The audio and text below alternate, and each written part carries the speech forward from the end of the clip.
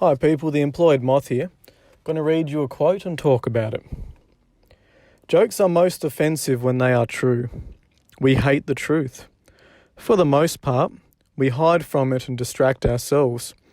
The truth of our lives is too painful for laughter, yet that is the best remedy. So quite often we look at comedians and, we laugh our heads off at what they're saying. However, what they're saying is just the truth repeated back to us that we all know, yet is so repressed, it becomes funny to hear it. Now, when comedians do it, there's a lot of people who get angry at them, no doubt, and storm out because, especially in the 2020s, because people are getting more offended and more touchy about certain subjects. And obviously, comedians are fighting for their right to free speech. But one thing we have to also consider is that the comedians do it in an environment that allows them to do that. It allows them to be so brutally honest, and people go to their shows expecting that. In real life, though, jokes are so offensive because we're always having to fight for our side of the fence. We're always having to fight for who we've identified as.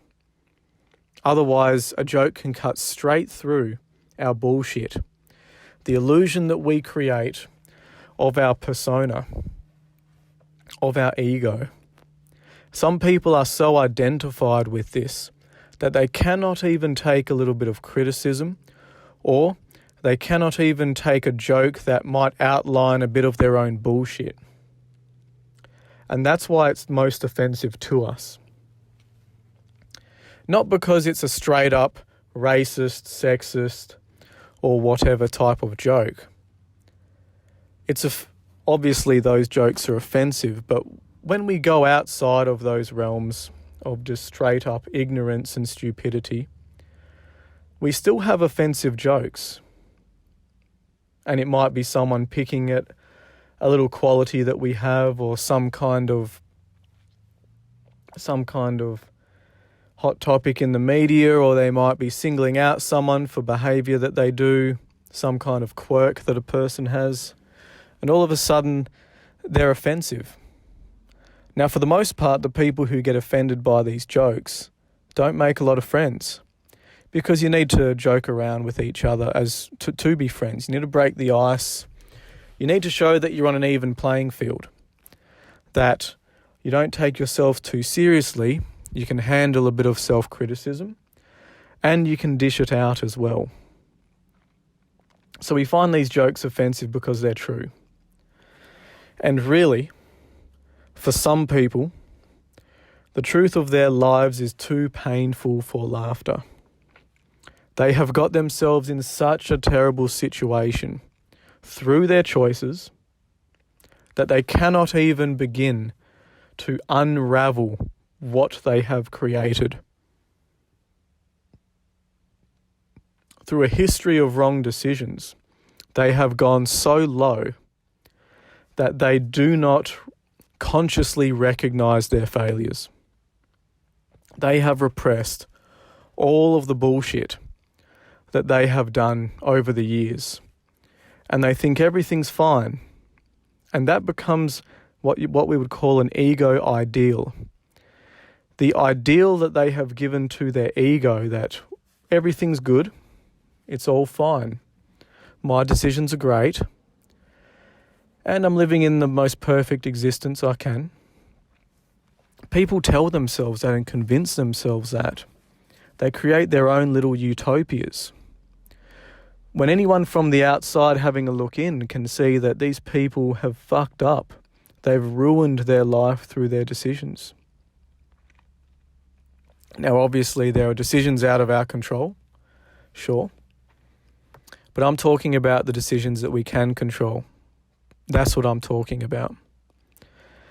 And a lot of people have not made the right decisions. They've acted on impulses, emotions, instincts, lacking logic, lacking rationalization, acting too quickly, not acting at all, They've done the wrong things in the wrong situations, whatever that may be. And to raise any of those imperfections becomes not funny. When really we should have a good laugh of ourselves for stuffing up because we're not perfect. And that's our problem. We cannot laugh at ourselves. But if you ask anyone who works an extremely stressful job, sometimes the only thing you can do is laugh.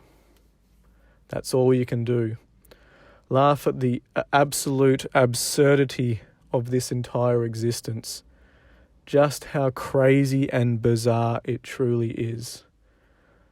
Laughter is our best remedy. It helps us deal with so much pain. So much absolute suffering that everyone has to go through.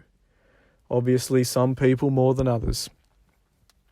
But to an extent, everyone has their own trials, everyone has their own sufferings, they're going through their own shit. And sometimes the best thing that we can do is laugh.